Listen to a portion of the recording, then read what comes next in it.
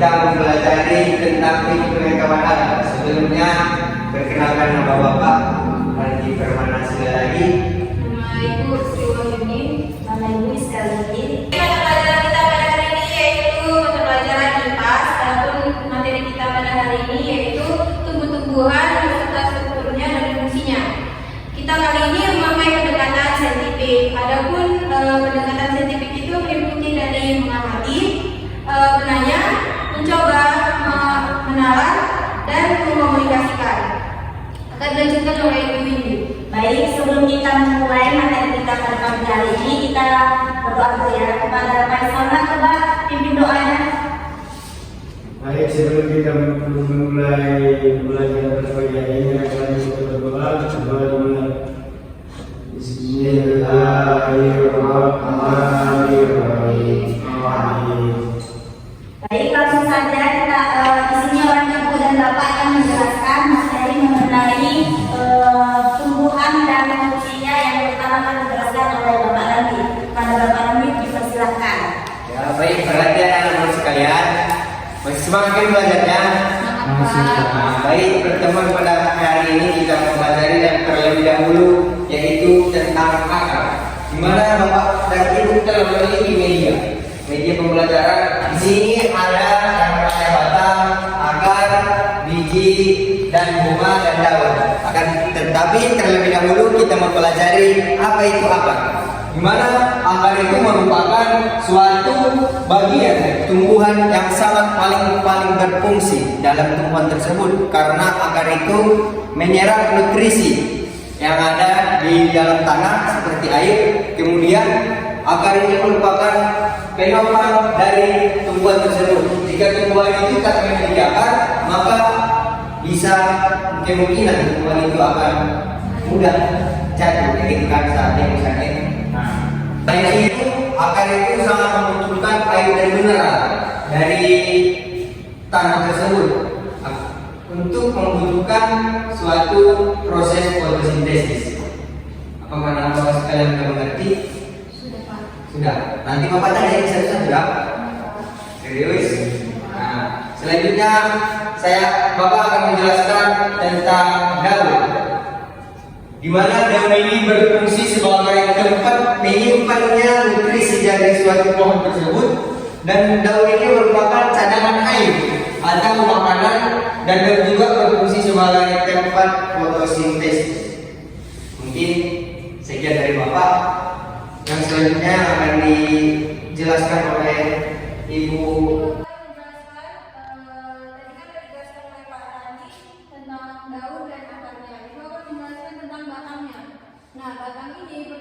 Batang ini merupakan bagian tumbuhan yang berada di atas tanah. Batang berfungsi sebagai tempat munculnya daun, bunga, buah, serta mengedarkan mineral serta zat makanan hasil fotosintesis.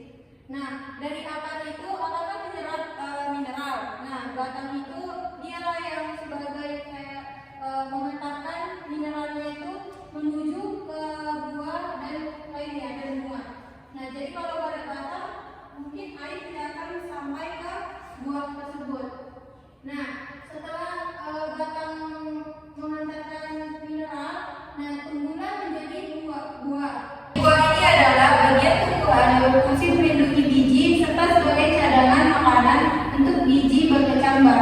Nah, buah ini adalah bagian luar dari biji, dan buah ini adalah hasil dari penyerapan air dari akar dan pementaran air mineral dari batang, dan jadilah menghasilkan sebuah buah. Nah, selanjutnya akan dilanjutkan oleh Ibu Windy.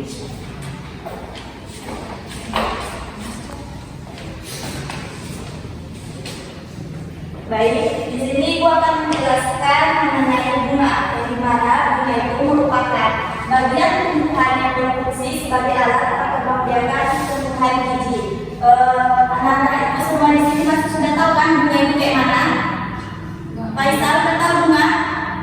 Belum tahu tentang bunga. Aku akan menjelaskan mengenai bunga. Bunga itu merupakan bagian tumbuhan yang berfungsi sebagai alat perkembangbiakan tumbuhan biji, di mana bunga itu sebagai alat perkembangbiakan tumbuhan biji. Anak-anak di sini semua udah tahu kan bunga itu apa? Betul. Nah, yang mana ini? Faisal belum tahu apa itu bunga? Tidak. Nah, tadi belum, sekarang udah. Di sini gua akan tunjukkan yang mana itu bunga. Ini termasuk dia musma. Ini yang ada dia yang warna ungu ini dinamakan bunga. Faisal udah tahu? Nah, selanjutnya itu mengenai biji, di mana biji ini adalah bagian terdalam dari buah, yang dimana fungsinya ini sebagai alat perkembangbiakan karena dapat menghasilkan tanaman baru. Kemudian biji ini juga dia termasuk dikelompokkan menjadi biji-bijian yang kita gunakan sebagai bahan konsumsi kita seperti gandum, beras. Ya, baik anak-anak sekalian, tadi orang bapak sama orang ibu telah menjelaskan apa itu pengertian dari akar, batang, daun, bunga, dan biji.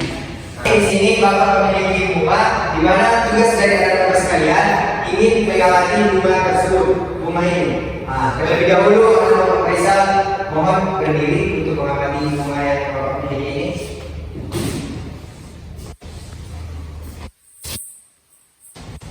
Mohon dilihat sebentar. Mana tadi orang bapak telah menjelaskan yang namanya akar, batang, daun, buah, biji. Nah, bapak ingin bertanya, akan tetapi bunga yang bapak bawakan ini tidak memiliki biji, akan tetapi memiliki daun, batang, akar, dan bunga. Nah, di sini bapak ingin bertanya, di mana di situ yang dinamakan dengan batang? Ini Pak. Nah, serius, yakin? Yakin Pak. Itu dinamakan dengan batang. Masalahnya yakin Pak. Betul, anak bapak Faisal.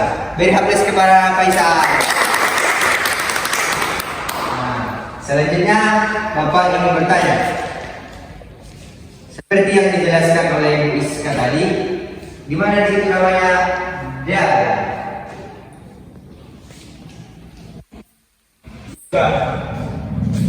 Betul, anak bapak Faisal selanjutnya akan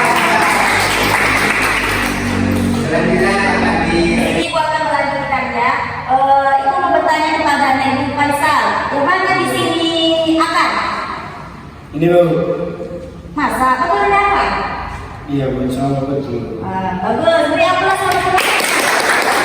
Baik, yang kedua, ibu ingin menanya mana ini di mana? Ini Bu. Betul. Iya Bu. Tidak biji itu. Bapak punya biji tapi Bu. Bagus, berarti Faisal mendengarkan apa yang disampaikan oleh Bapak dan Ibu. Beri aplaus. Oke, selanjutnya akan Faisal silakan minum. Iya Bu. Selanjutnya akan dilanjutkan oleh Ibu Sri. Baik, selanjutnya coba pada anak ini bagaimana nampak anak ibu di pohonnya?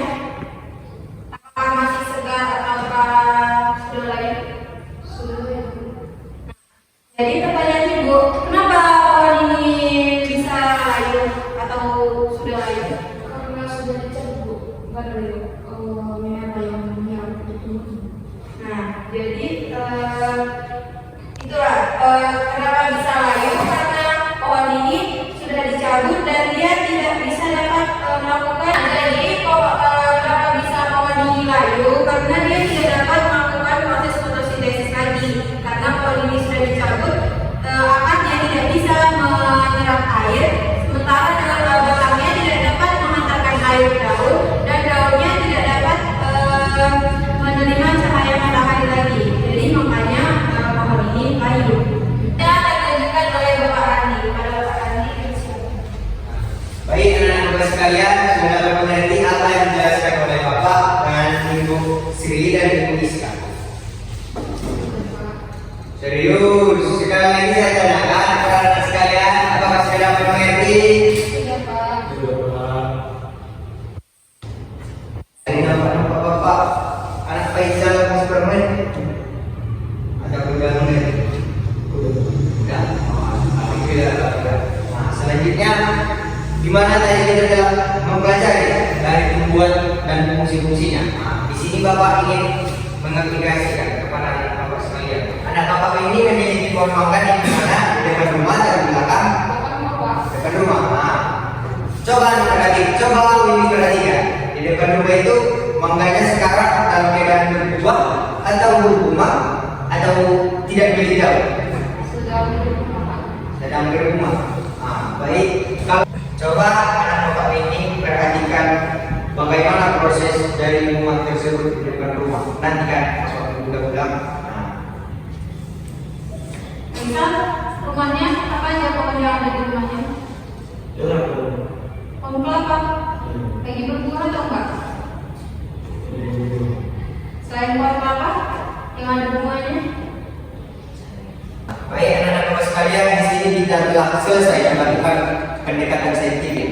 Di mana tadi dijelaskan oleh Ibu Sri, pendekatan saintifik itu melalui 5 tahapan. Di mana yang pertama itu mengamati, mencoba, menanya, menalar, dan mengkomunikasikan. Di mana tahapan yang kelima ini telah kita lakukan.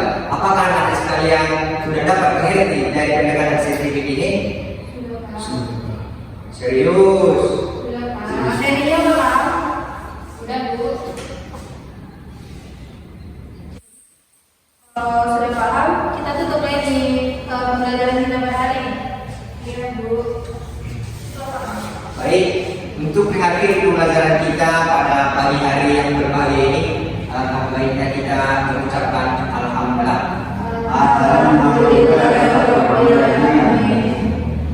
Kami dari kelompok pendekatan saintifik ingin pamit undur diri. Jika ada kata yang salah, berawal manapun, kepada saudara-saudara sekalian kami meminta maaf. Wabillahi taufiq wal hidayah. Wassalamualaikum